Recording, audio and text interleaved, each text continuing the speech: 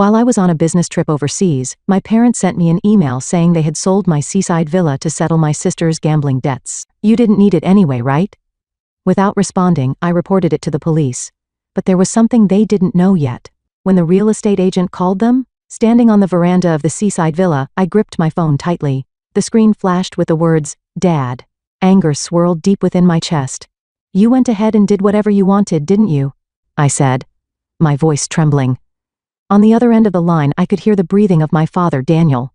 "Margaret, I thought you'd understand. Diana needs money. If we don't pay off the debt, well, it's only natural for family to help each other." At his words, I let out a bitter smile. The usual family card? I am Margaret Moore. My parents, who adored my 2 years younger sister Diana, had always been like this. My earliest memory was of my 5th birthday. I was overjoyed when my parents gifted me the red bicycle I had been dreaming of, but that happiness didn't last long. Diana took an interest in the bike and soon claimed it as her own. "Diana wants it, doesn't she? You're the big sister, so let her have it." In the end, the bike became Diana's. My small protest, but it was my birthday present, fell on deaf ears. When I entered elementary school, the same thing happened. The pencil case I received as a gift for starting school caught Diana's eye. Eventually, I was made to switch to a different one. "Diana is still young, so she wants what you have," my mother explained, always giving in to Diana's demands. Extracurricular activities were also all about Diana. When I expressed my desire to take swimming lessons, my parents immediately shut it down. "We're spending money on Diana's piano lessons?" Besides, Diana would feel lonely on her own. For Diana's activities, piano, ballet, painting, money was no object. Meanwhile, I wasn't allowed to do anything outside of school clubs. Whenever I finished my homework and wanted to go out to play, I was told, "Help Diana with her studies." Both of our parents attended Diana's school events, but when it came to mine, they always said, "We are too busy at work." Even when I came in first in a race during sports day, no one noticed because Diana had fallen and was crying. During an open school day, I gave a speech as class president, but my parents skipped it to attend Diana's event. When I was elected as a class representative in 6th grade, I didn't even bother telling my parents. I knew the conversation would just circle back to Diana. What stands out most in my memory was my 3rd year of high school. I worked tirelessly to get accepted into my first-choice university, but my parents' reaction was cold. "Oh, that's nice," my mother said indifferently. "I'm more interested in Diana's mock test results." That evening at dinner, my mother made all of Diana's favorite dishes. It was supposed to be a celebration of my achievement, but every topic revolved around Diana. No one shared in my efforts or joy. For Christmas, Diana always received expensive gifts, while I got practical items like stationery or clothes. Even the travel expenses for my club competitions were denied because the money was needed for Diana's piano lessons. Diana is sensitive. Diana is delicate. By the time I entered university, I had completely given up on my relationship with my family. It was during this time that I met Ken in the windsurfing club. I was a freshman and a total beginner, constantly at the mercy of the waves. Ken, on the other hand, was older than me and the captain of the club. On the first day of practice, I was thrown into the sea countless times. I swallowed salt water, and my eyes stung unbearably. Just as I was about to give up, Ken extended his hand to me. "Everyone starts like this," he said.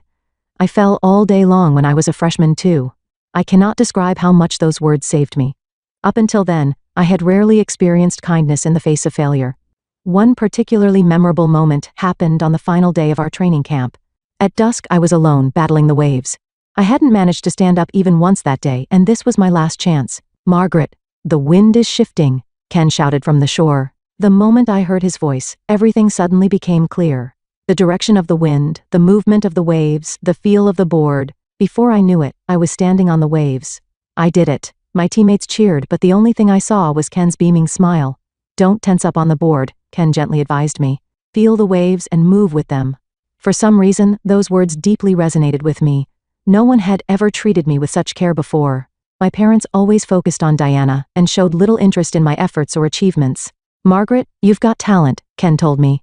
"Your intuition for reading waves is amazing." It wasn't just his technical guidance that drew me in, it was also his kindness and the occasional mischievous expressions he wore. A few months later, we started dating. When I graduated from university, we decided to turn our passion for marine sports into a business and started an import company. The people around us were against it. My parents, in particular, strongly opposed the idea. We worked tirelessly to raise the startup capital. I juggled part-time jobs, while Ken borrowed money from his family. Our first office was a small apartment 30 minutes on foot from the nearest station. All the furniture, desks, cabinets was second-hand. "This is our starting line," Ken said with a laugh, and I laughed with him. Finding business partners was far more challenging than we had imagined. You're too young. You have no track record. We were rejected time and time again, but we refused to give up. We attended marine sports tournaments, built relationships with athletes, and gradually earned their trust. Our turning point came when we met a small manufacturer in Australia. They had also just started their business and were looking to expand into the US market. Perhaps our passion resonated with them, and we managed to secure an exclusive distributor contract. The night we signed that contract, we celebrated in our office with a cheap bottle of sparkling wine. While snacking on canned appetizers, we talked about our future. Looking back now, that might have been the true beginning of our journey. How do you plan to survive with such an unstable business? My father asked.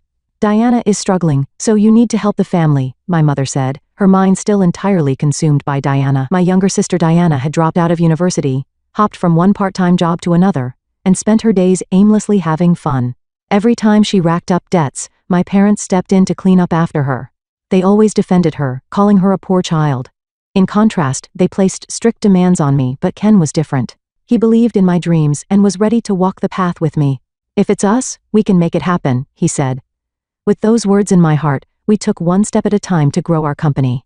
The business, which began in a small warehouse, is now recognized within the industry, and 5 years ago we finally achieved our dream of owning a vacation home. We found this property shortly after we began searching. Perched on a hill surrounded by trees, it offered a breathtaking view of the ocean that instantly captivated us. This is the one, Ken said, and I was thinking the same thing. My parents opposed it again. It's unnecessary to spend so much money on such a luxury, they said. But their disapproval wasn't just about the expense. They still hadn't fully accepted my work. However, that didn't matter to me. This was the proof of the dream Ken and I had built together. On our first night at the vacation home, we sat on the deck, gazing at the starry sky.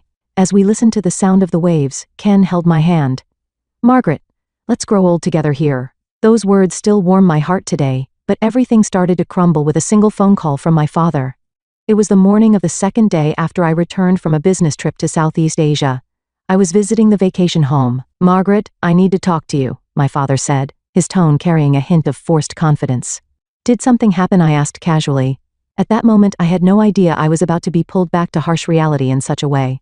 It's about your vacation home, my father began. His words immediately gave me a sense of unease. The vacation home? What about it? I've already sold it. The ownership transfer will take place next month. For a moment, I couldn't grasp the meaning of his words. Sale? Transfer? Our precious vacation home? What are you talking about? My voice trembled. Diana is in trouble. She failed at an investment, and now has $200,000 in debt, my father explained, his tone sounding like an excuse. And what does that have to do with our vacation home? Anger burned hot in my chest. Margaret, I thought you'd understand. Diana needs money. If we don't help the collectors, you went ahead and did whatever you wanted, didn't you? I said in an icy voice.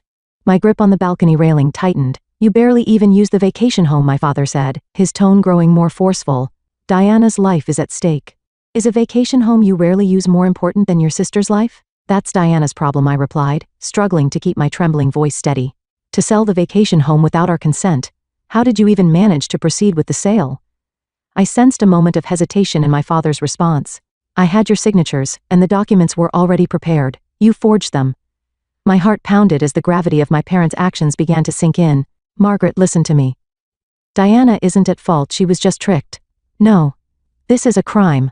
An unauthorized sale is fraud. My voice was cold. I'm contacting the police. I heard my father gasp on the other end of the line. The police? Don't be ridiculous. How can you bring a family matter outside? No. This isn't just a family matter. It's a crime, I said firmly, gripping the railing tighter. Dad, Mom, it's time you stopped cleaning up Diana's messes.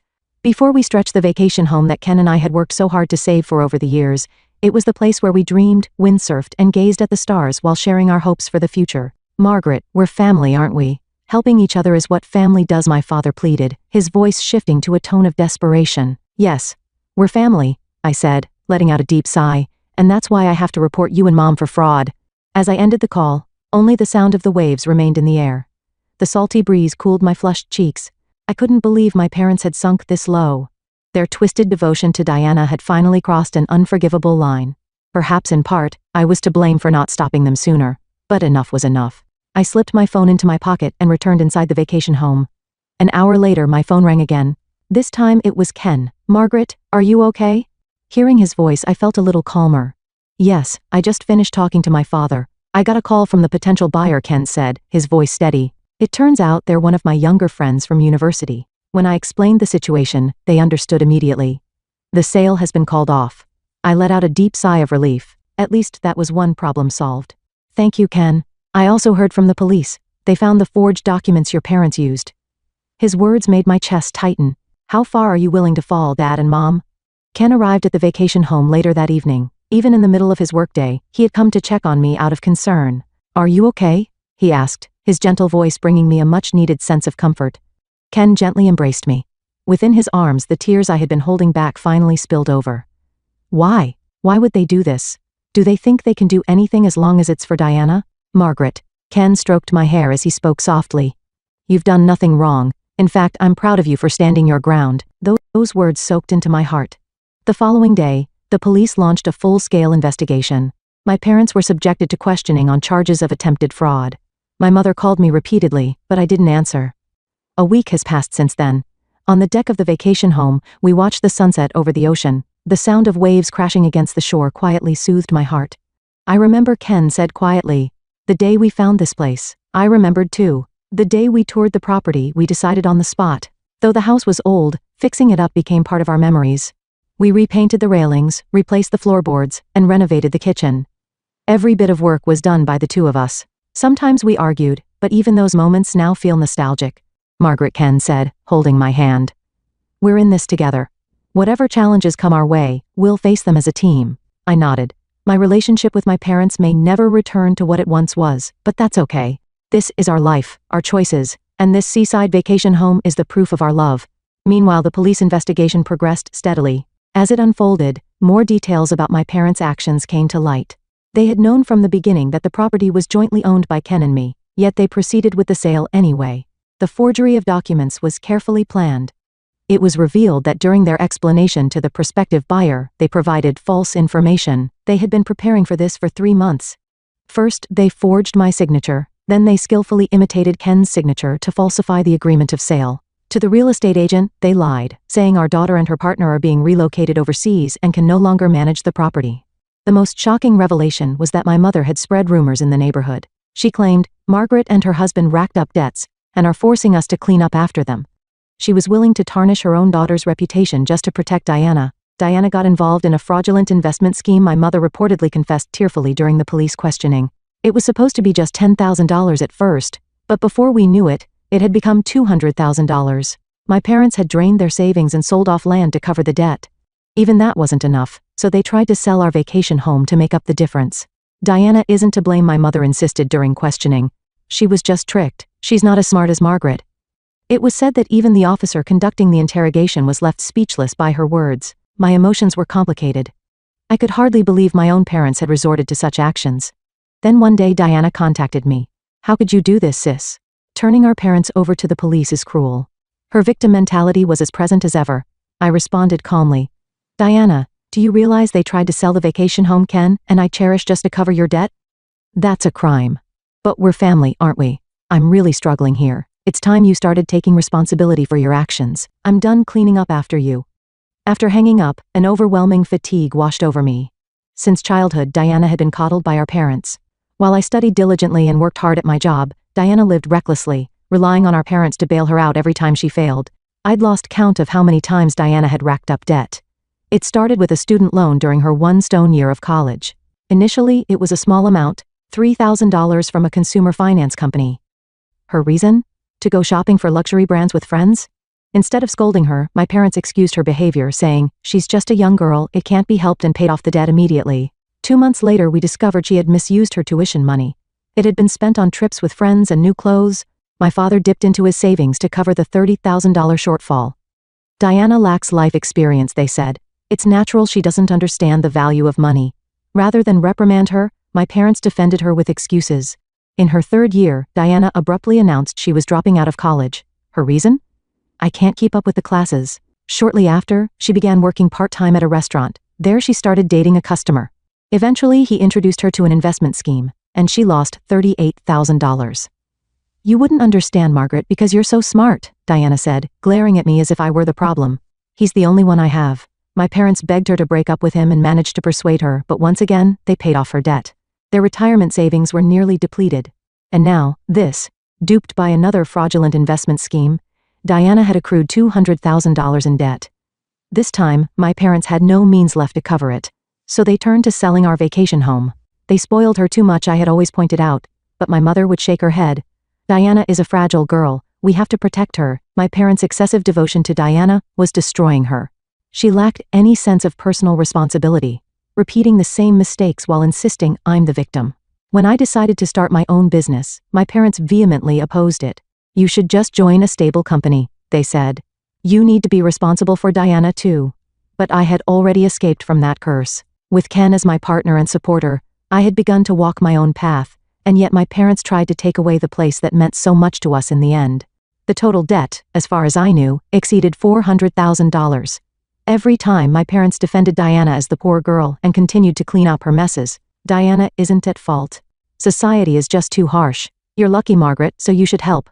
Those words now echoed with bitter irony. In the end, my parents ruined Diana's life by spoiling her. And now they were trying to destroy ours as well. Maybe they never really accepted what we do for a living, Ken said seriously. He was right. Their attempt to sell the vacation home was just an extension of their lack of understanding. Perhaps that's why they were able to decide so easily to get rid of something we cherished, but that's their problem, I said firmly. Our bond is something no one can break. Ken smiled gently. That smile always gave me strength.